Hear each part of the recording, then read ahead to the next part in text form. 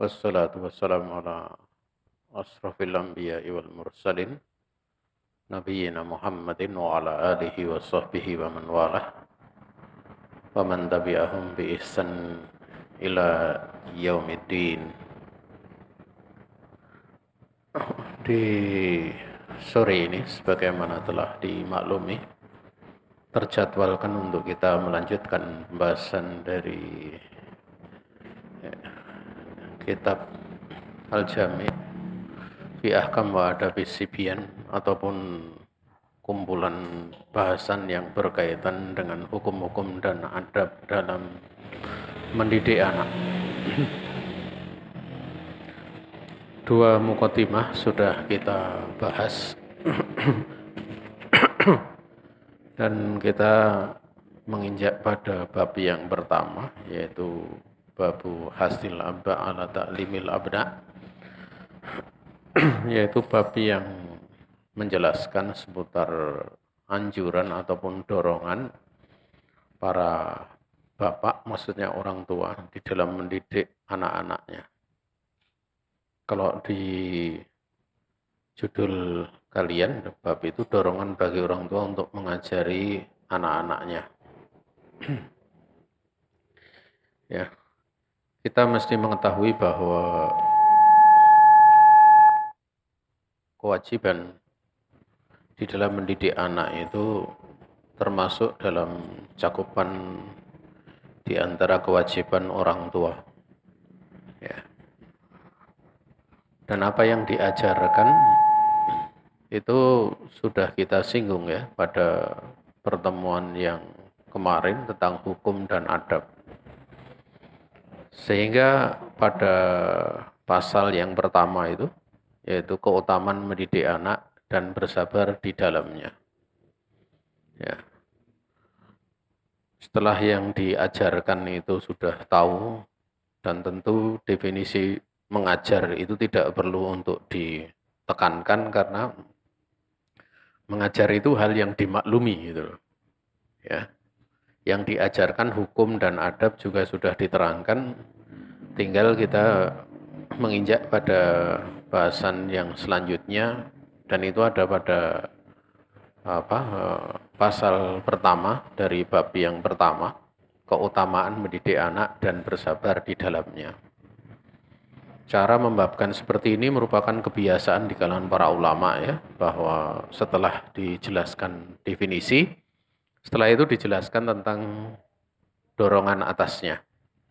Ya, dorongan atasnya. Kalau di dalam judul kitab ya, pasalnya itu fadlu ta'limi sibyan wa ta'dibihim ya, wa sabri ala dzalik. Keutamaan mengajari anak-anak dan mendidik adab mereka, serta keutamaan bersabar dalam hal tersebut. Ya. Beliau menyebutkan firman Allah Subhanahu wa taala seperti yang ada di dalam buku kalian, ku anfusakum wa ahlikum naro. Ya, jagalah diri-diri kalian dan keluarga kalian itu dari api neraka. Ya. Yang diperintah untuk menjaga itu adalah pertama dirinya sendiri, kemudian keluarganya. Kadang ada ungkapan salah, bapak ibunya enggak karuan enggak apa-apa, yang penting anaknya soleh.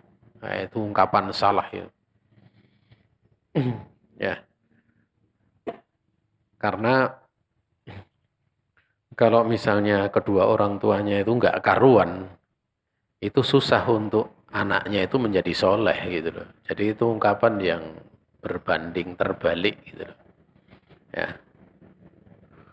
Bukankah kita tahu kalau orang tuanya enggak karuan merintahkan anak baik, itu masuk di dalam firman Allah, atakmurunan nasa bil birri wa tangsawna anfusakum wa antum tatlunal kitab. Bukankah itu masuk dalam ayat tersebut? Apakah kalian memerintahkan kepada manusia itu kebaikan, sementara kamu itu ya, melupakan diri kamu sendiri, diri kalian sendiri? Makanya nanti ada bab sendiri ya, ada pasal sendiri atau bab sendiri bahwa termasuk hak dari anak itu termasuk dari hak anak kepada orang tuanya itu bapak ibunya, abah dan bapak dan ibunya itu semangat belajar.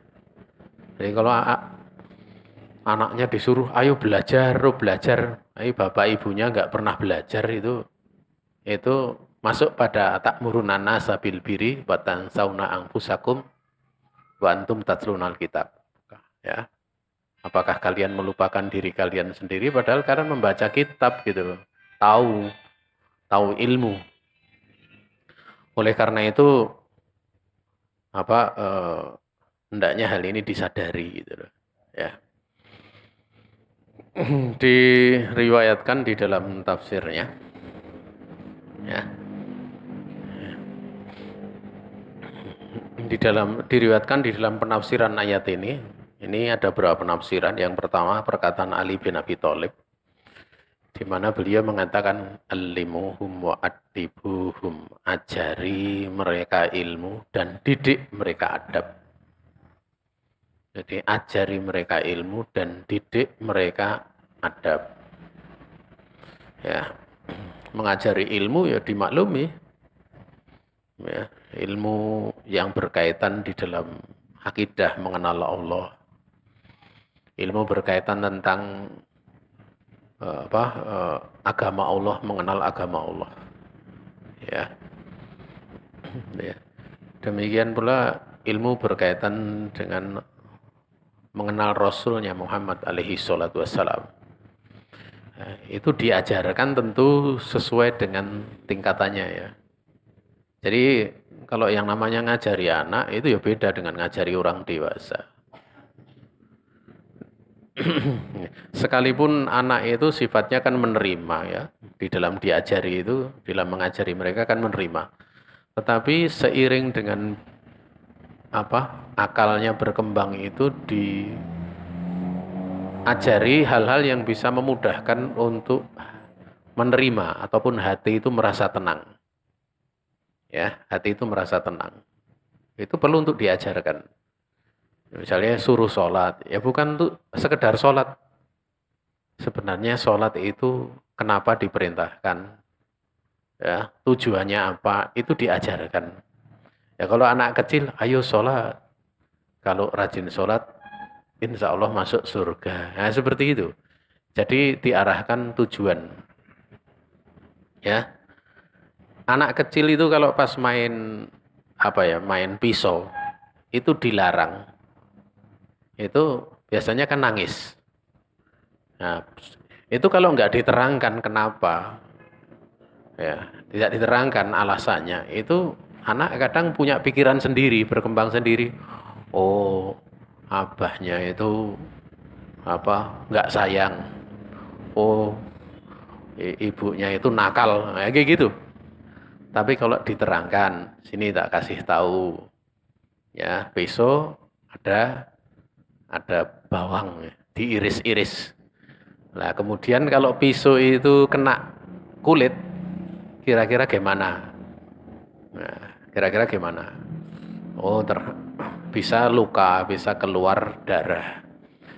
Nah, penyampaian alasan seperti ini baik dalam perintah maupun larangan itu akan menjadikan hati lebih tenang, lebih mudah menerima. Beda kalau pokoknya demikian gitu loh ya. Pokoknya demikian, aturannya demikian. Nah, itu menjadikan pikirannya nggak berkembang. Nah, anak kalau nggak seperti dididik caranya seperti itu ya nanti cuma bisa istilahnya pikirannya nggak berkembang, dia di satu sisi hanya sekedar mentaati itu karena takut. Ya, jadi bukan karena makalah yang ada pada dirinya. Tentunya itu sesuai dengan tingkatannya gitu, sesuai dengan tingkatan pemahaman anak. Ya, sesuai dengan tingkatan pemahaman anak. Nah, riwayat yang ada di dalam penafsiran ini, yaitu penafsiran Ali bin Abi Thalib, yang mengatakan alimuhum wa adibuhum ini Ini adalah hadisnya sahih ya. Disebutkan riwayatnya panjang ini ya. Ada beberapa riwayat. Tapi salah satunya disebutkan oleh Imam Hakim dalam kitab Al-Mustadrak. Dan beliau mensahihkannya. Ingat kalau Imam Hakim mensahihkan, itu jangan langsung apa ya dipercaya gitu loh. Tapi diteliti dulu. Imam Dahabi sepakat atau enggak. Kenapa? Karena Imam Hakim itu sangat butuh dengan Imam Dahabi. Ya. Karena Imam Dahabi itu adalah seorang ulama yang meneliti kitab Al-Mustadrak sehingga memisahkan ini yang sahih, ini yang dhaif. Ya. Seperti itu. Dan itu merupakan kerjasama yang sangat bagus. Imam Hakim ta'awun dengan Imam Dahabi, ya gitu. Bukan bermusuhan seperti itu, tapi itu kerjasama namanya. Ta'awun, tolong menolong. Ya. Nah, kemudian juga ada penafsiran yang lain ya. Seperti di dalam kitab Adabun Nufus ya. Itu ditafsirkan oleh Said bin Jubair itu dengan Al-Adabus Sholeh. Yang namanya menjaga diri kalian dan keluarga kalian dari api neraka itu dengan mengajarkan adab yang baik. Ya. Adab yang baik. Dan masih banyak penafsiran-penafsiran yang lain ya. Ya. Ya. Kalau Hasan Al-Basri, beliau mengatakan ya'muruhum bi ta'atillah wa yu'allimuhum al-khaira. Jadi orang tua terutama adalah ayahnya. Yang kemudian hal tersebut dianjurkan karena yang langsung banyak berhubungan dengan ibunya, ya, artinya bapak dan ibunya. Itu merintahkan mereka untuk taat kepada Allah dan mengajarkan kepada mereka berbagai macam kebaikan. Ya. Ya. Di sebagian penafsiran lain itu seolah-olah Allah berfirman seperti ini. I'malu bi ta'ati wa ta'allamu wa 'allimu ahlikum maftaraftu 'alaikum wa 'alaihim. Ya. Makna ayatku anfusakum wa ahlikum naro itu adalah beramalah kalian wahai orang tua. Ya. Ya, wahai orang-orang yang beriman beramalah kalian dengan mentaatiku. Dan belajarlah kalian. Jadi yang ku anfusakum termasuk kamu belajar gitu loh. Belajarlah kalian. Ya, wa allimu ahlikum dan ajari keluarga kamu. Apa yang diajari keluarga kamu? Yang diajarkan atau ajarkan kepada pada keluargamu itu maftaratu alaikum wa alaihim. Jadi perkara-perkara yang wajib kepada kalian, wajib untuk kalian dan wajib untuk mereka. Ya. Jadi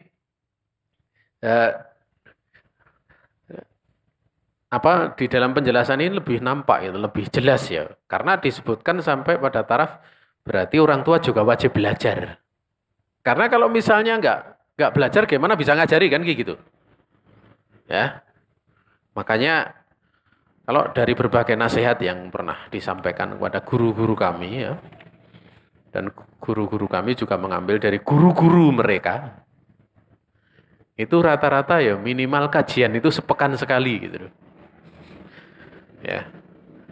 Kalau termasuk pula kalau dulu keluar dari pondok ya, ngajar itu pun dinasihati minimal ngajar sepekan sekali. Itu minimal.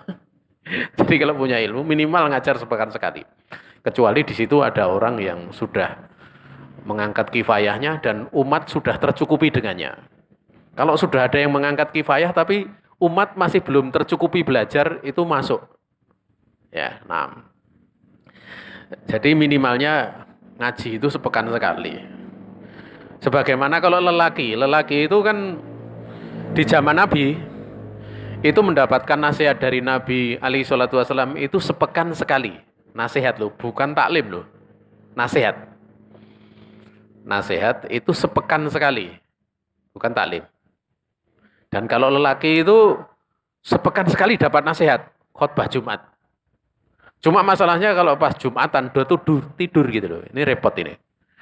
Sudah kajiannya itu nggak pernah ikut, setiap Jumat dapat nasihat, tidur lagi. Atau malah tambah parah, khotibnya itu nggak memberi nasihat. Karena dosen ekonomi, bahasnya ekonomi. Ya ini kacau balau, repot. Kalau mau kuliah ekonomi kan di fakultas ekonomi gitu. Nah, karena dia dosen, khotbah, ya ekonomi. Ini kan nggak tepat gitu loh. Kalau di masjid itu ya bagaimana orang bisa taat kepada Allah kan gitu. Seperti itu. Kalau mau bicara ekonomi ya di seminar ekonomi kayak gitu kan. Harusnya seperti itu gitu. Nah, dan nasihat itu enggak boleh sering-sering gitu loh. Karena kalau sering-sering bosan. Ya. Tetapi kalau ilmu itu kalau sampai ada orang belajar ilmu kok bosan, aneh. Makanya kalau kalian lihat ya, sekolah itu pelajaran itu dari pagi sampai siang, dari hari Senin sampai hari apa? Jumat ya. Sabtu atau Jumat sekarang? Jumat. Ya. Itu nggak bosan gitu loh. Coba kalau setiap hari ceramah Pak Kepala Sekolah. Kayak kalau kan ada kepala sekolah itu kalau pas upacara kan ceramah. Seperti itu ceramah terus gitu. Mesti bosan. Tapi kalau hari ini, belajar besok belajar ini, enggak ada bosannya. Paling yang ada pusing. Ya, yang ada pusing. Makanya mencari ilmu itu sifatnya tidak seperti memberikan nasihat gitu loh. Tidak seperti memberikan nasihat. Dia pelajari. Dan kalau sudah mempelajari ilmu, itu sudah nggak mikir apa ya istilahnya yang nyampaikan itu orasinya bagus atau tidak, itu tidak mikir. Karena kalau misalnya di pelajaran sekolah itu misalnya pelajaran matika, pakai kemudian kayak pidato Pak Kepala Sekolah, mah jadi orang nggak bisa mikir kan gitu. Ya makanya kalau di majelis para ulama ya, kalau saya duduk di satu majelis ya, majelis seorang ulama, itu beliau waktu itu ngajar kitab mustalah dan kami duduk di situ mustalah hadis. Ya pelajarannya mumet waktu itu tentang masalah mustalah hadis. Nah, waktu jam 9 malam, karena itu pelajaran dari Ba'da Isya ya. Tatkala mulai jam 9 malam lebih, itu ada tulisan dari panitia. Pokoknya tolong ya, dikasih nasihat gitu. Tentang masalah ini. Nah, akhirnya Syekh di situ, ya, itu langsung berubah suaranya. Dari yang membahas ilmu yang kadang biasa-biasa bahkan sampai yang dengar ngantuk-ngantuk gitu. Itu langsung mengatakan tatkala memulai nasihat. Beliau mengatakan, "Mahwa atambih." Apa itu tambih gitu. Karena waktu itu nasihat kaitannya untuk memberikan peringatan. Maka beliau sambil menggebrak meja itu loh 3 kali. Dak dak dak hadza tambih gitu loh. Atau langsung yang tidur itu bangun semua gitu loh. Bangun semua, baru setelah itu sampaikan nasihat suara meninggi. Suara meninggi, makanya khotbah Jumat itu suaranya kan meninggi. Maka Nabi SAW kalau menyampaikan nasihat itu ya, itu kayak memperingatkan pasukan perang gitu. Kalau di sana itu sudah ada pasukan perang, sehingga suaranya benar-benar menjadikan orang itu tergugah. Nah, ya. Nah, kemudian saudaraku kaum muslimin yang dirahmati Allah Subhanahu wa taala, ada di istilahnya di tempat kalian itu perkataan Fudail bin Iyad ya. Ini seorang ulama ya. Qala al-Fudail ibnu Iyad rahimahullah taala, ra'a Malik ibnu Dinar rajulan yusi'u salatah faqala ya arhamani bi ihali. Faqila lahu ya Aba Yahya yusi'u hadza salatahu wa tarhamu iyalah. Innahu kabiruhum, qala innahu kabiruhum wa minhu yata'allamun. Ya. Fudail bin Iyad dia berkata, Malik bin Dinar ini seorang ulama ya. Dia melihat seorang laki-laki itu jelek di dalam sholatnya. Ya. Dikatakan jelek dalam sholatnya itu mesti rukunnya enggak karuan. Kalau enggak rukun wajibnya itu enggak karuan. Sebagaimana Nabi tatkala melihat ada orang sholat Lelaki sholat 3 kali disuruh ngulangi oleh Nabi. Sampai lelaki ini mengatakan, ya Rasulullah, saya tidak bisa memperbagus, saya tidak bisa lebih memperbagus ya, dibandingkan sholatku ini. Berarti sholatnya lelaki ini kan caranya seperti itu. Itu sering dikatakan oleh para ulama sebagai hadisu musi'i sholati. Hadis orang yang sholatnya jelek. Dan di situ Nabi alaihi salatu wasallam tidak langsung apa? Tidak langsung mentakyin. Tapi beliau lah sifatnya hanya masih memberikan udur. Maksudnya udurnya demikian. Ya, dia tidak langsung dimarahi, gitu. Tapi disuruh ulangi sholat. Bisa jadi itu orangnya lalai atau mungkin demikian-demikian. Tapi ternyata lelaki ini kemudian mengatakan kalau dia memang sholatnya bisanya cuma seperti itu. Baru diajari oleh Nabi. Kan gitu. Diajari oleh Nabi. Ya. Sehingga di situ Nabi alaihi salatu wasallam belum kemudian menentukan keadaan hakikat lelaki ini, tidak langsung mentakyinnya. Dan di situ diulangi, suruh ngulangi 3 kali. Ya, suruh ngulangi 3 kali. Sholat yang dulu nggak disuruh ngulangi. Kenapa? Karena ilmunya sampai segitu. Ya sudah, itu sah. Sholat yang dulu sah. Makfu, dimaafkan kekurangannya. Maka kalau ini lelaki ini jelek sholatnya, maka dia berkata, Malik bin Dinar ini dia berkata, ya, marhamani bi iyalih, betapa aku ini sangat kasihan kepada keluarganya. Yang jelek sholatnya lelaki ini, tapi yang dikasihani keluarganya. Nyambung nggak kira-kira? Ya, ya. Maka waktu itu dikatakan kepada beliau, wahai Abu Yahya, itu kunyah dari Malik bin Dinar. Lelaki ini yang jelek sholatnya, kok kamu mengasihani keluarganya? Ini gimana gitu loh. Ya, maka beliau mengatakan sungguhnya ini adalah orang yang paling tua di tengah keluarganya. Ya, sungguhnya dia adalah orang yang tertuanya di tengah keluarganya. Dan keluarganya itu benar-benar akan belajar darinya.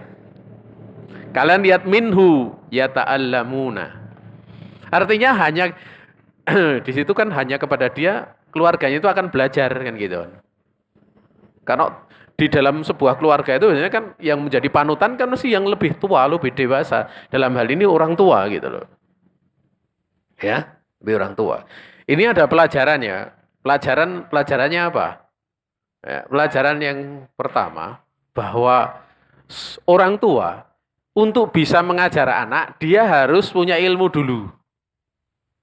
Makanya kalau misalnya suami istri ya, suami istri lihat, istilahnya suaminya memerintahkan supaya istrinya ngajari. Anaknya demikian-demikian, karena itu tanggung jawab istri nanti mengajar langsung itu kepada anak. Ya, itu istrinya begini. Lah kalau suaminya nggak bisa ngajari istrinya, ini jangan harap.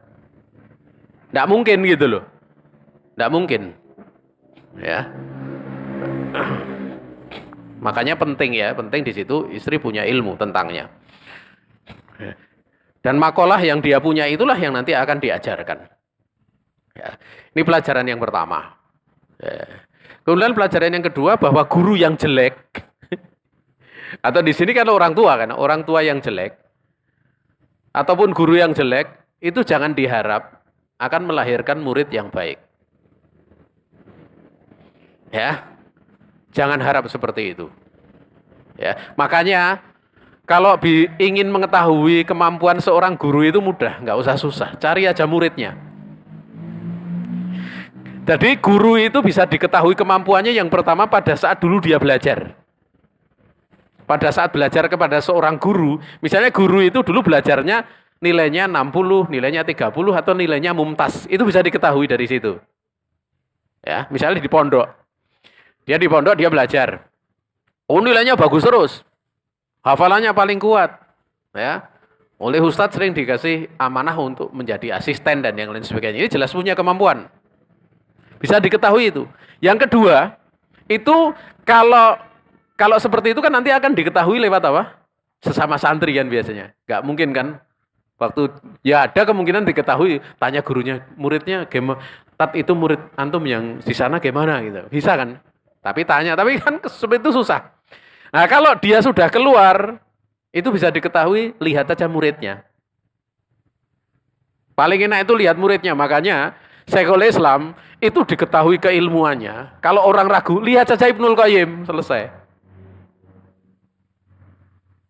Ya, karena apa? Fakidus lam yukti, orang yang kehilangan sesuatu, nggak punya apa-apa, itu nggak bisa berikan sesuatu gitu loh. Ya, makanya ya, kalau misalnya belajar nahwu, nilainya itu 60, 50, ya muridnya paling 30 lah gitu. Ngajarin nahwu gitu. Sorof juga demikian.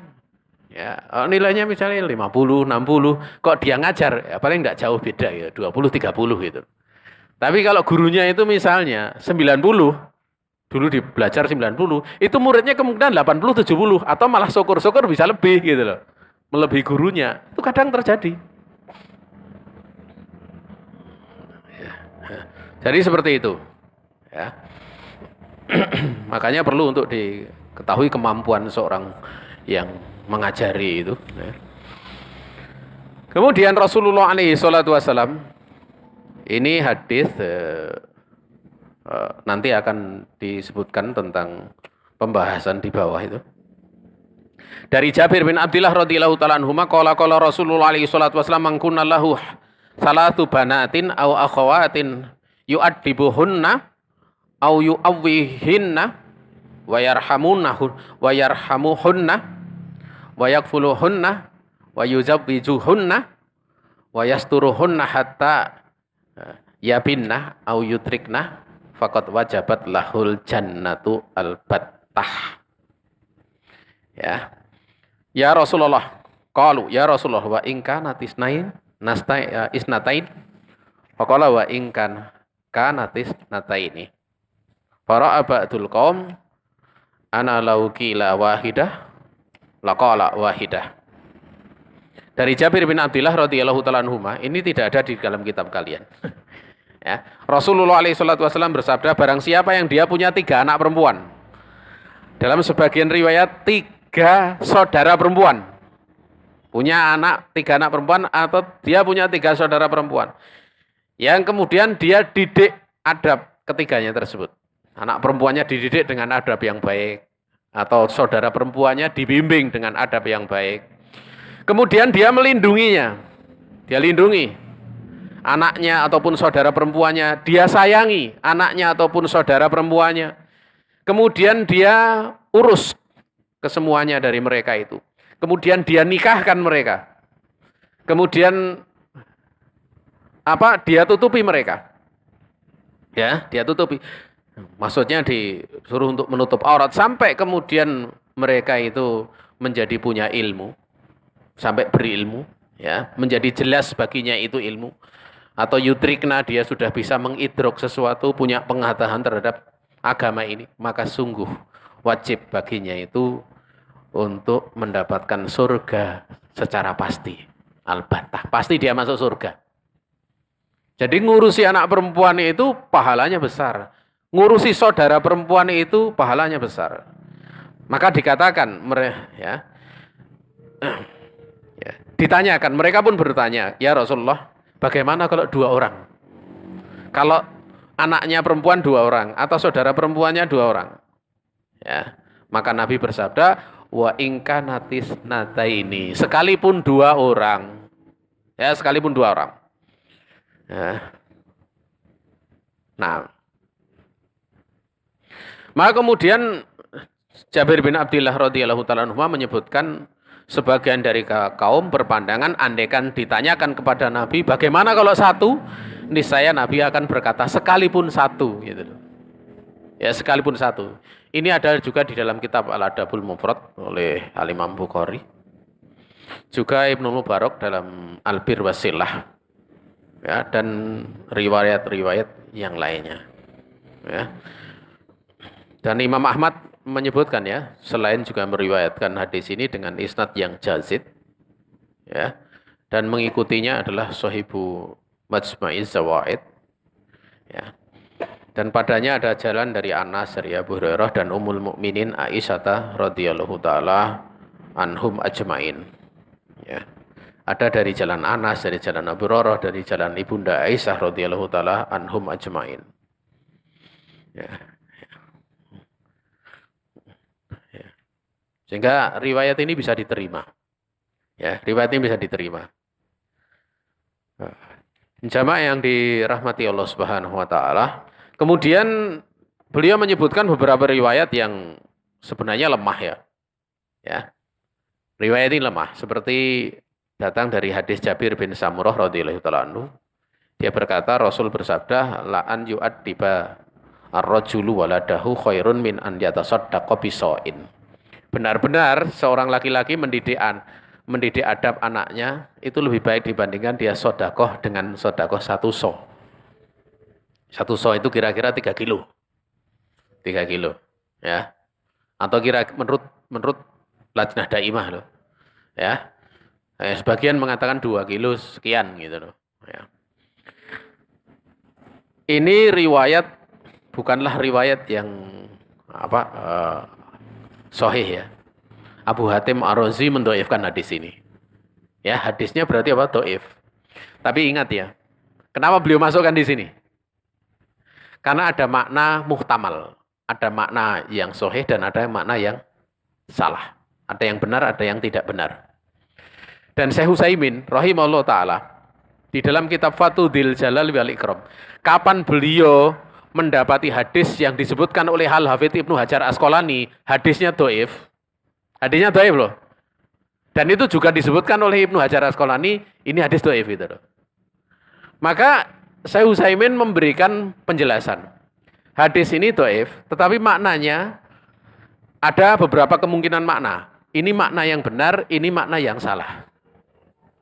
Lah makna yang benar itu kemudian diterangkan. Dan makna yang salah itu dibuang. Namun hadisnya tidak boleh dinisbatkan kepada Nabi alaihi salatu wassalam. Ya. Karena kalau kebenaran itu siapapun yang mengucapkan, kita mesti ngambilnya. Ingat ya, kebenaran. Sekarang kita tanya, misalnya seperti ini. Ya, sebenarnya seperti ini. Kalau 2 kali 2 itu adalah 4, itu kalau yang mengucapkan itu orang gila, kira-kira kamu akan benarkan atau enggak gitu loh. Ya, mesti akan benar kan 2 kali 2 itu ya adalah 4. 2 kali 2 adalah 4. Tapi nggak boleh berguru sama orang gila itu. Ya, bisa bedakan ya seperti itu. Ya. Dan kebenaran itu kalau bisa dijelaskan ya, bisa dijelaskan. Ya, dengan benar. Itu nih saya hati itu akan bisa menerima. Saya bisa menerima. Ya, makanya enggak usah takut kalau misalnya kita punya ilmu, itu tinggal jelaskan saja. Nanti kalau udah dijelaskan seterang matahari sudah enggak ada iskal gitu loh. Itu orang mau melawan hatinya itu susah gitu loh. Coba aja kalau enggak percaya misalnya 2 kali 2 itu dia katakan 5. Ya, kalau ada dari majelis ini misalnya, dari majelis ini saya enggak mungkin ya. Dari majelis ini mampu dia menjawab 5, 2 kali 2 sama dengan 5, tak kasih uang 100.000 gitu loh. Mesti enggak ada yang mau. Karena bertentangan dengan hatinya gitu loh kan. Lah itulah awalnya dari Fir'aun pada waktu nolak Nabi Musa. Nabi Musa pada waktu Fir'aun itu dia menjelaskan kebenaran. Perintah dari Allah itu sudah seterang matahari. Sehingga Fir'aun itu sebenarnya mengetahui kebenaran yang dibawa Nabi Musa, namun jiwanya itu sombong, merasa tinggi. Ya orang yang kemudian nolak seperti ya susah sendiri. Ya. Sehingga lawannya Fir'aun itu bukan Nabi Musa, tapi dirinya sendiri juga gitu loh. Ya. Orang yang seperti itu akhirnya di saat sudah susah beneran, ya, baru kemudian ngaku. Ternyata pada waktu ditenggelamkan dia beriman kepada Robnya Nabi Musa dan Harun. Kan gitu. Tapi sudah kepepet gitu loh. Ya udah nggak dianggap. Saudaraku kaum muslimin yang dirahmati Allah Subhanahu wa taala, ini hadis yang dhaif. Nah, ya. Makanya kenapa ini diterangkan supaya kita bisa menghormati ulama-ulama. Kenapa kok masukkan hadis dhaif ya? Imam Abu Dawud masukkan enggak dalam Sahih Sunan Abi Dawud? Masukkan. Imam Nasai masukkan, masukkan. Imam Tirmidzi masukkan, masukkan. Tetapi mereka ada adab di dalam masukkan. Manakala hadis itu berada di bawah bab dhaifan hadis itu maknanya berada di bawah bab yang hadis-hadisnya sahih. Kemudian nisbat amal itu nisbatnya kepada hadis yang sahih dan bukan kepada hadis yang dhaif. Ya. Dan pada saat Pada saat dia mendapati hadis itu, dia tidak menganggap itu dari Nabi alaihi salatu wasallam. Dia tidak menisbatkan kepada Nabi alaihi salatu wasallam. Ya, makanya jangan heran kalau ada Arba'in Nawawiyah itu 40 hadis itu kan itu yang mendasari Imam Nawawi. Ya, di dalam mukaddimahnya itu beliau katakan hadisnya dhaif. Tapi iktimat amal beliau tidak pada hadis 40 itu. Tapi iktimat di dalam beramal beliau pada hadis-hadis yang sahih. Ya. Oleh karena itu, di sini ada penjelasan tentang bahwa seorang laki-laki dia mendidik adab anaknya itu lebih baik daripada dia bersedekah 1 so. Itu ada makna salah, ada makna yang benar. Makna yang salah apa? Kalau yang dimaksud di sini sedekahnya sedekah mustahabah. Karena didik anak. Kalau di sini benar makna benar. Kalau yang dimaksud sedekah wajib. Sedekah wajib itu kan zakat. Sama didik adab anak. Itu jelas kedudukannya lebih tinggi sedekah yang wajib. Ya, kaitannya zakat dan yang semisalnya. Ya. Kenapa? Karena di dalam mendidik anak itu bisa babnya bab wakalah. Dalam satu sisi babnya wakalah bisa. Ya. Wahakata. Kemudian kalau makna bahwa sedekah yang dimaksud sedekah mustahabah benar maknanya. Karena hukumnya sunat sementara ini hukumnya wajib. Ya. Wallahu taala alam.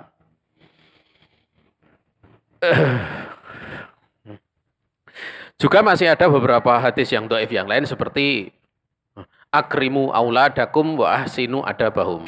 Muliakanlah anak-anak kalian dan baguskanlah adab mereka. Ya. Juga hadis dhaif yang lainnya disebutkan dalam kitab ini, mana hala walidun waladan min nakhlin afdola min adabin hasanin. Ya. Tidaklah orang tua itu memberikan sebuah pemberian kepada seorang anak atau pada satu anaknya yang lebih baik dibandingkan dengan adab yang baik. Itu hadis-hadis mursal. Ya, sehingga merupakan hadis yang dhaif. Kemudian di dalam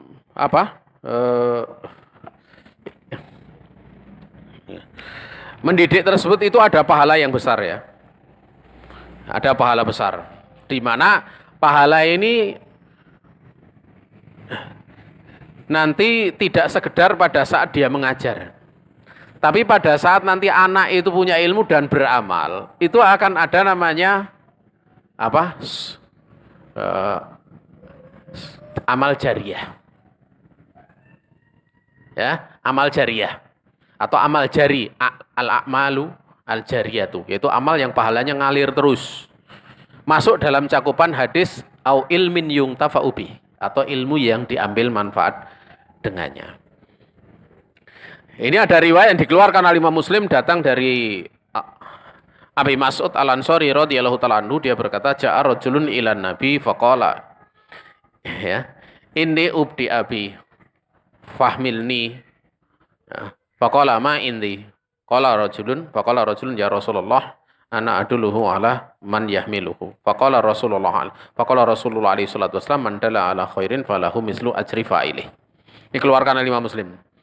Di mana waktu ada seorang laki-laki datang menemui Nabi, dia berkata, "Ya Rasulullah, untaku itu sudah kehabisan tenaga, kelelahan. Mbok saya diboncengkan gitu. Fahmilni, mbok aku bonceng gitu. Aku diberi tunggangan." Maka Nabi alaihi salatu wasallam mengatakan, "Ma indi, aku enggak punya tunggangan untuk kamu ikut itu, bisa ikut bersamaku." Maka kemudian ada seorang laki-laki yang berkata, "Ya Rasulullah, saya akan tunjukkan dia kepada orang yang bisa memboncengkan dia." Ya. Yang bisa memboncengkan dia. Maka kemudian Rasul bersabda, tatkala lihat lelaki ini, barang siapa yang menunjukkan pada kebaikan, maka baginya semisal pahala dari orang yang melakukannya. Artinya yang mengantarkan ini, pahalanya nanti sama dengan orang yang memboncengkan lelaki ini. Kalian bayangkan seperti itu. Makanya kalau ngajak ngaji itu ya, ngajak ngaji itu, orang ngajak ngaji kemudian ikut, itu dia dapat pahala seperti siapa? Seperti pengajarnya. Nah, seperti pengajar. Ini keutamaannya gitu loh. Apa yang diajarkan di saat dia mengantar tersebut, ya dia dapat pahala dari sisi situ. Ya, makanya ngajak. Yang namanya ngajar itu ndak mesti jadi pengajar gitu, tapi kasih dorongan. Kamu ngaji sana, ya, itu dia akan dapat pahala. Wallahu taala a'lam. Kemudian jamaah yang dirahmati Allah Subhanahu wa taala. Ya. Kita meloncat-loncat, tidak semua saya baca di awal saja hanya saya baca semua, tapi kita langsung meloncat-meloncat. Ya. Di dalam riwayat yang lain, hadisnya hadis yang hasan sahih dikatakan manfaat toroso iman karena lahu mislu ajri. Barang siapa yang dia memberikan berbuka, makanan berbuka untuk orang berpuasa, bagi dia itu semisal pahala orang yang berpuasa. Yang namanya berbuka itu tidak sekedar air. Karena kalau berbuka itu dia masih lapar. Yang dimaksud kembali seperti sebelum dia berpuasa. Makanya kalau buka puasa itu bagusnya ya lengkap itu. Makanya kalau ada orang buka puasa, ada kurma, biasanya dimakan pertama kali kurma. Seolah-olah wah yang dapat pahala cuma kurma, orang yang ngasih kurma saja gitu. Labian kurmanya 3. Ternyata itu tadi yang ngumpulkan kurma 3 orang gitu. Nah, ini yang pertama diundi gitu. Kan gitu. Enggak seperti itu. Artinya yang kemudian dimakan setelahnya dia juga dapat pahala. Ya, dapat pahala. Ya. Walaupun ini pendalilan dalam perkara ini agak jauh ya, tetapi yang ingin menjadi pembahasan di sini bahwa orang yang memberikan kebaikan kepada yang lainnya itu mesti mendapatkan pahala. Dan ingat ya, di kalangan orang awam itu manakala dia punya hak, dia mendapatkan hak, itu tidak perlu untuk berterima kasih. Paham ya? Ini diterangkan oleh Syekh bin Baz, hal yang tidak benar, tidak tepat. Makanya kalau seorang anak misalnya dididik orang tuanya, kan anak itu kan dia dapat apa?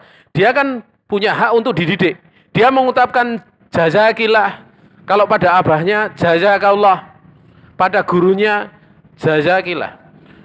Nah, jangan kemudian mentang-mentang jadi murid, wah, aku wis bayar SPP kok. Ora perlu jazakillah enggak perlu, jazakallah enggak perlu. Ini orang enggak paham. Ya, karena sistem gaji itu boleh ya. Jadi dalam mengajar dengan gaji itu boleh. Tapi kalau ngajar pakai gaji enggak boleh dapat hadiah. Ingat, enggak boleh dapat hadiah. Kalau dapat hadiah itu namanya khianat itu. Tapi kalau pengajarannya itu bukan gaji, mukafaah, mau dapat hadiah enggak masalah. Ya, cuma kalau mukafaah itu kan bukan hak dia, jadi diberi alhamdulillah, ndak diberi ya sudah gitu loh. Ya, ndak usah protes. Nanti kalau nggak diberi kajiannya jadi nggak semangat ngajar. Nah, ya itu sudah keliru gitu loh. Sudah keliru, itu bukan mukafaah, itu pura-pura mukafaah. Tapi pengennya gaji kayak gitu. Ya. Nah, ya. Tapi kalau misalnya apa istilahnya tentang perkara tersebut ya di dalam mukafaah itu bagaimana, kan sering saya ditanya masalah itu dalam beberapa lembaga gitu, gimana masalah dikembalikan ke hurufnya itu gimana, termasuk nilainya dikembalikan ke huruf. Tapi kalau masalah kemudian nanti dia menerima atau tidak, kemudian hatinya itu berharap atau tidak, itu urusan setiap orang yang ngajar. Dan jangan masuk wilayah itu, karena hati itu yang tahu hanya Allah Subhanahu wa taala. Ini 5 menit lagi ya. Ya, 5 menit lagi saya tambahkan wala yakhfa an ta'limahum ma yanfa'uhum ala alkitab wa sunnah min adami asbabi salahihim wa tinfa'i bihim bidu'aihim wa istighfarihim. Ya. Dan tidak tersembunyi lagi bahwa memberikan pengajaran kepada anak-anak sesuatu yang memberikan manfaat kepada mereka dari berupa ilmu kitab, ilmu sunnah, termasuk sebesar-besar sebab mereka menjadi soleh. Dan termasuk sebesar-besar sebab di dalam apa? Di dalam mereka bisa mengambil manfaat. Ya, mereka dengan doa-doa, murid-muridnya doa, anak-anaknya, istighfar anak-anaknya. Ya. Dan ingat ya, kalau andai kan ada di antara kita, itu nggak sempat dapat pendidikan baik dari orang tuanya. Kemudian waktu ke sekolah, ternyata dapat guru agama kan. Dia nggak pernah, tapi guru agama itu kan memang waktu itu kan di program pemerintah ya. Di rumah nggak pernah dianjurkan sama sekali. Kemudian dia dapat agama itu dari sekolah, kadang dari pengajian di masjid, sehingga dia mendapatkan kebaikan. Jangan sampai dia beranggapan bahwa orang tuanya itu kemudian tidak memberikan kebaikan kepadanya. Andai kan memang di dalam urusan agama nggak dapat minimalnya, di dalam urusan dunia dia diurusi oleh orang tuanya, dan itu pun sudah cukup untuk menjadikan dia berbakti kepada kedua orang tuanya, untuk berterima kasih kepadanya. Jadi jangan kemudian seorang salah memahami dalam perkara-perkara seperti itu. Nah, sebagian anak yang ngaji kadang seperti itu. Saya nggak pernah dapat pendidikan agama demikian, sehingga dia merasa tidak perlu berbuat baik kepada orang tuanya. Nah, ini cara berpikir yang yang salah.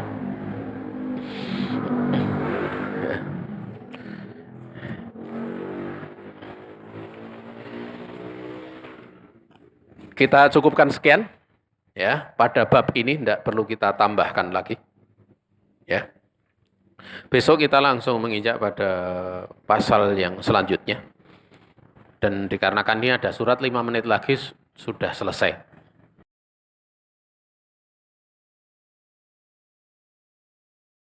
Silakan untuk disampaikan tanya jawab.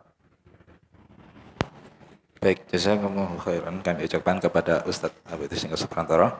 Baik, untuk sesi tanya jawab kami persilahkan pertanyaan secara langsung terlebih dahulu dari peserta offline. Apabila ada kami persilahkan.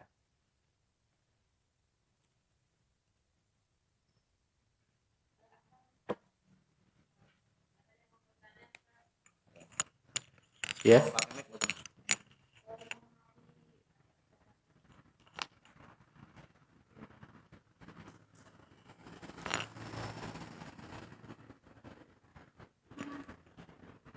Bismillah, terima kasih kesempatannya, Masya Allah. Mengenai tentang yang jenengan sampaikan tadi tentang amal jariah. Nah, ketika kita menunjukkan sesuatu kebaikan terhadap orang lain, kita akan mendapat amal jariah dari orang tersebut. Iya. Ya, yang saya tanyakan, misalnya kita menjual buku-buku agama, buku-buku ilmu syar'i, ketika buku-buku ilmu syar'i, buku-buku ilmu agama, ketika orang tersebut membaca buku itu, apakah kita juga mendapatkan pahala yang sama dari orang tersebut baca dan amalkan, padahal buku itu sudah dibayar? Itu yang pertama. Untuk yang kedua, misalnya kita mengantarkan ustadzah untuk mengajar, beliau mengajar di suatu taklim gitu, terus beliau membayar pembayaran Gojek gitu.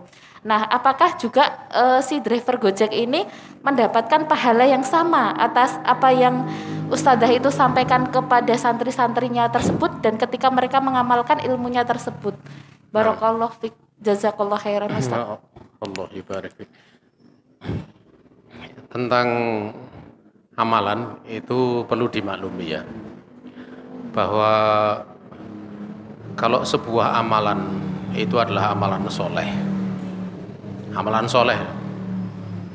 itu kalau kemudian tercampuri padanya perkara yang ada niatan dunia yang sifatnya sebagai wasilah, selagi itu sifatnya adalah diikutkan,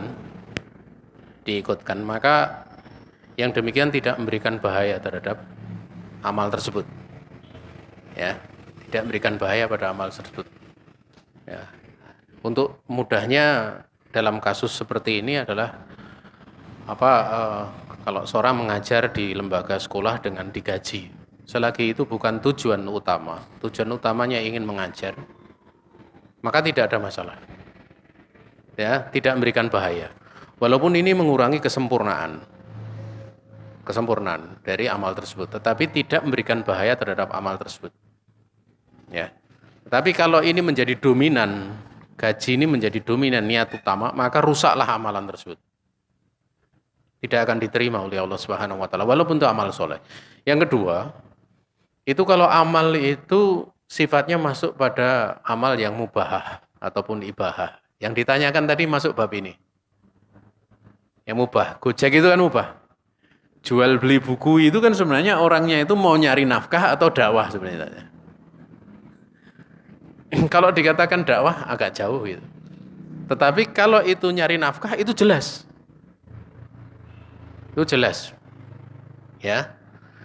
Maka untuk hal seperti ini ya, kaitannya dengan kalau untuk Gojek jelas tidak bisa masuk dalam ranah tadi. Ya. Namun kalau yang tadi menjual buku tersebut ada beberapa keadaan. Ada beberapa keadaan, ya. Kalau di dalam jual belinya itu memang dia ingin nyari untung ya, dia tidak masuk dalam keutamaan itu. Karena ini mubah saja.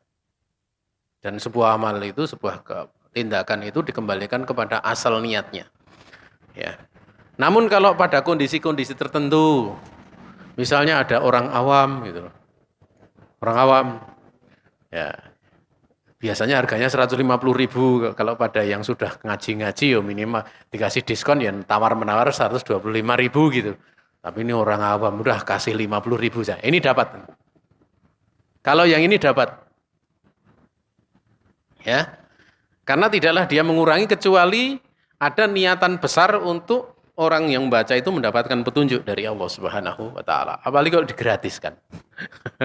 Enggak usah ditanya seperti itu. Ya. Jadi ingat ya untuk membabkan tadi bab pokoknya dulu apa? Apakah amal soleh atau hal yang sifatnya mubah? Ya. Nah, kalau Gojek tadi enggak, itu jelas Gojek enggak ada kemudian niatnya saya mau ngantarkan untuk kamu supaya ngaji, enggak misalnya. Aplikasi kayak gitu. Segini itu sudah jelas. Wallahu taala alam. Ada yang lain?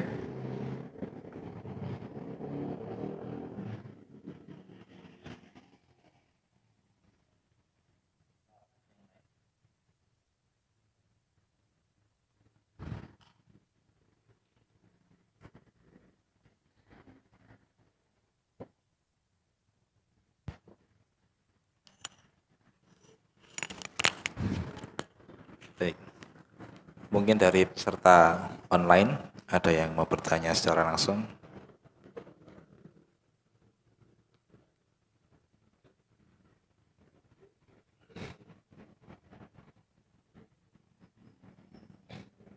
Baik, pertanyaan dari WhatsApp kami bacakan.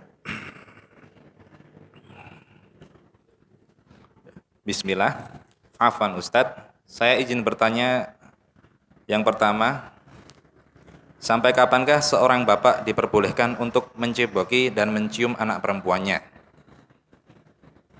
Terus? Yang kedua, ketika mengajarkan adab kepada anak, dimulai usia berapa dan adab apa saja yang pertama kali diajarkan? Jazakumullahu khairan.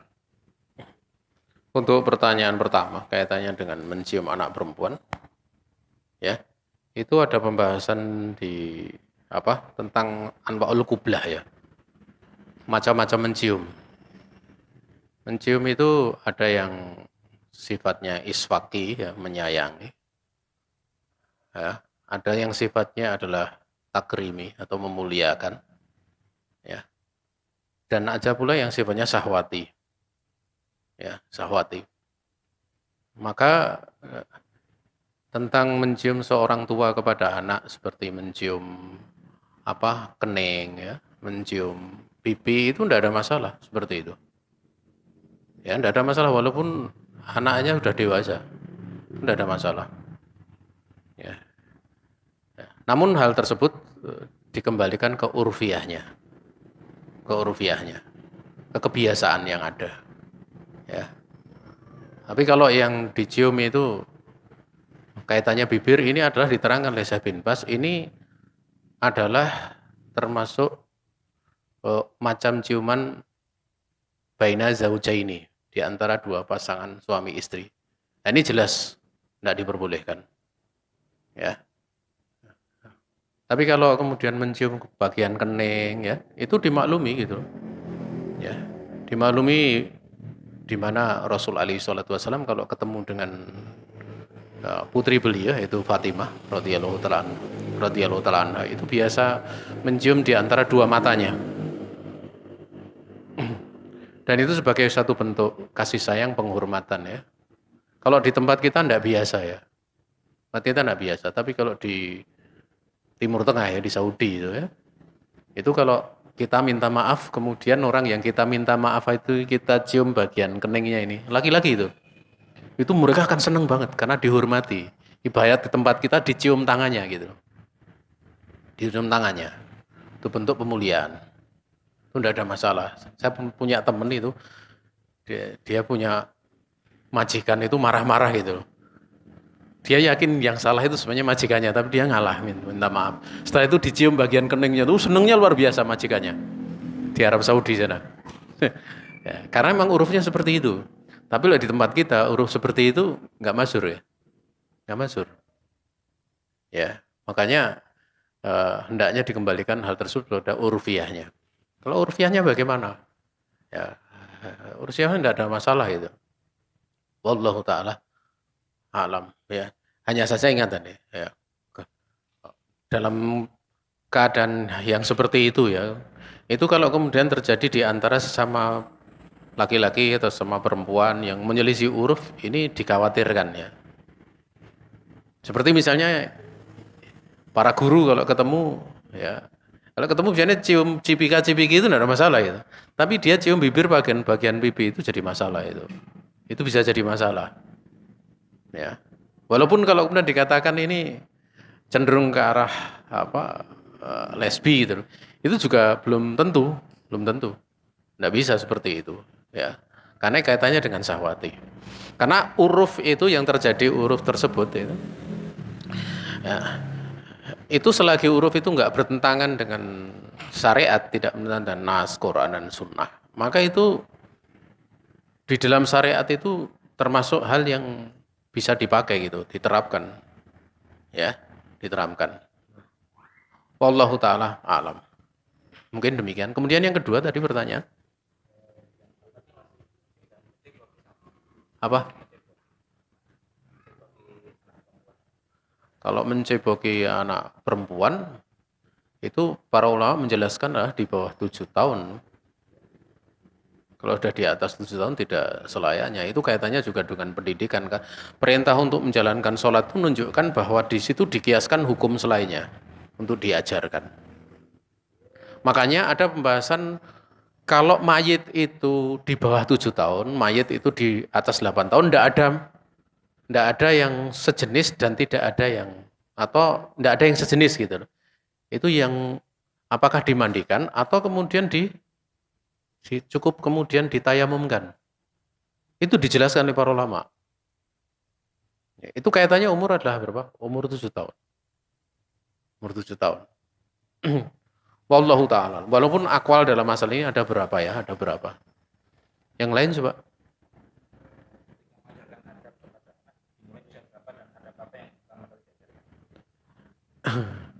Untuk mendidik adab kepada anak ya. Sebenarnya untuk mendidik itu kan tatkala memang yang dididik itu apa istilahnya sudah mulai bisa menangkap gitu. Dan itu umur tamyiz. Umur tamyiz. Tapi ingat bahwa mendidik, bagian daripada mendidik, bagian daripada menyampaikan ilmu itu ada urutan-urutannya. Urutan-urutan untuk bisa masuk dalam hati. Yang pertama lewat pendengaran. Ya. Awalul ilmi as-sam'u. Awal ilmu itu mendengar. Ya. Tsumma as-samtu. Kemudian diam. Ya, diam. Karena dengan diam itu kalau diam nggak mau mendengar ya sama saja kan. Artinya dia diam dulu, dia mendengar, tekankan mendengar, kemudian dia diam. Setelah itu baru kemudian menghafal. Setelah menghafal, baru kemudian mulai dikasih pemahaman. Setelah itu baru kemudian fungsi dari melihat itu kaitannya dengan menulis, membaca, itu dipraktekkan. Jadi ada urutan-urutannya. Nanti sebenarnya ini babnya sudah bab meloncat jauh sekali ini. Nanti ada babnya sendiri, tapi tidak apa disinggung sedikit ya. Sehingga dari situ untuk mendidik adab kaitannya dalam apa gitu loh. Ya kalau kaitannya adab makan begini, adab minum begini, ya kalau diajarkan baru umur 1 tahun ya susah gitu loh. Tetapi kalau kemudian diajarkan dari sisi misalnya mendengar supaya oh ini baik tangan kanan. Karena dengan taut kanan nanti kalau umur dikasih ayo makannya pakai tangan kanan dia tahu. Apalagi kalau ngilu ya. Kalau ngilu, ini kanan mana? Kan kanan dengan kiri dianggap kanan kan seperti itu. Ya. Seperti itu kalau dikatakan mana yang dimaksud dengan pendidikan adab. Pendidikan adab itu mana? Ya sebenarnya kalau yang namanya belajar sebagaimana keumuman hadis Nabi itu dari ayunan sampai apa? Sampai ke liang lahat. Artinya apa? Sejak manusia itu, sejak bayi itu dia sudah bisa berbicara ataupun bisa mendengar itu sudah diajarkan. Sudah diajarkan. Ya. Yang sudah diajarkan. Kalau kaitannya dengan sholat berbagai macam kewajiban sampai tingkat diperintah. Ingat diperintah.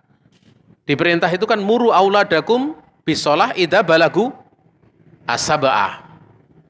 Perintahkan anak-anak kalian itu untuk sholat kalau sudah sampai umur 7 tahun. Ingat, di situ perintahkanlah ya. Ya. Artinya memungkinkan sebelum itu diajari tentang sholat. Walaupun bisa pula bersamaan dengan diperintah itu sudah diajari. Oleh karena itu kita tahu anak-anak yang umur 5 tahun, 6 tahun sudah bisa hafal ini itu. Ya, kemudian diperintah sholat nanti baca Al-Fatihah bisa, baca ini bisa. Ini sebuah kelaziman.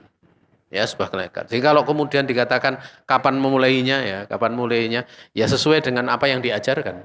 Apakah itu sifatnya dari pendengaran, kemudian penglihatan, kemudian pembicaraan, nah itu masing-masing ada. Kalau pembicaraan itu ya diajari tentu hal-hal yang baik. Ya, ucapan-ucapan baik seperti kalimat la ilaha illallah. Dan bukan berarti kalau itu pertama kali yang diajarkan, itu kan yang ditekankan maksudnya yang paling penting untuk diajarkan adalah itu. Ya diajarkan. Bukan berarti kalau kemudian dia ngajari ini kerupuk, ini nasi, ini itu bukan berarti tidak diajarkan, tetap diajarkan. Tapi penekanan yang paling penting adalah ini. Ya, karena nanti kalau misalnya anak tidak diajari bicara ini demikian, dia demikian, bagaimana bisa berkomunikasi sama orang tuanya tatkala diajari, ayo ucapkan la ilaha illallah. Ayo ngomong la ilaha illallah. Wong dia nggak tahu ngomong itu apa. Berarti kan di sini sebuah kelaziman ya. Ingat sebuah kelaziman. Ya, sebuah kelaziman. Makanya anak dimulai misalnya mulai menghafal itu bagus itu kan umur sekitar 4 menginjak 5 atau 5 lebih. Itu mulai menghafal. Tapi makalah-makalah sebelumnya untuk diajarkan untuk di dalam sebuah lingkungan bi'ah itu tidak ada masalah. Ya. Adapun adab tidak ada masalah. Kalau misalnya umur 3 tahun, 4 tahun itu sifatnya nanti kecenderungan ya. Dia belum bisa akalnya seperti anak umur 7 tahun. Tapi tidak apa-apa. Ayo makan pakai tangan kanan. Ayo makan pakai tangan kanan. Itu termasuk diajarkan, andaikan diajarkan umur sebelum 5 tahun, tidak ada masalah. Ya. Karena persiapan untuk nanti di umur 7 tahun itu tahu kanan kiri, tahu kambing dengan anjing, tahu sapi dengan kebu. Itu di umur itu berarti kalau umur itu sudah tahu sebelumnya diajarkan enggak saya tanya? Ya mesti diajarkan gitu loh. Ini menjadi sebuah kelaziman. Ya, kalau enggak diajarkan ya pernah lihat kambing itu, ada anak belum pernah lihat kambing. Itu umur sudah 7 tahun. Anjing gitu. Ini benar ya, orang lain ketawa semua. Ya. Berarti kan perlu untuk hal seperti itu adalah sesuatu yang dimaklumi gitu. Ya. Berjalan mengalir saja, nanti tinggal dimasuki sedikit demi sedikit di dalam permasalahan agama. Wallahu ta'ala alam. Ada yang lain? Sudah. Baik, jazakumullahu khairan. Kami ucapkan kepada Ustaz Abdul Isninggar Seperantara. Dan dikarenakan waktu sudah menunjukkan pukul 17.06, Itu artinya waktu sudah habis. Kami ucapkan jazakumullahu khairan kepada para peserta Kamusa, baik yang offline maupun online yang telah mengikuti berjalannya kegiatan kajian ini. Dan kita akhiri kegiatan di sore hari ini dengan doa kafaratul majlis. Subhanakallahumma wa bihamdik asyhadu an la ilaha illa anta astaghfiruka wa atubu ilaik. Wassalamualaikum warahmatullahi wabarakatuh.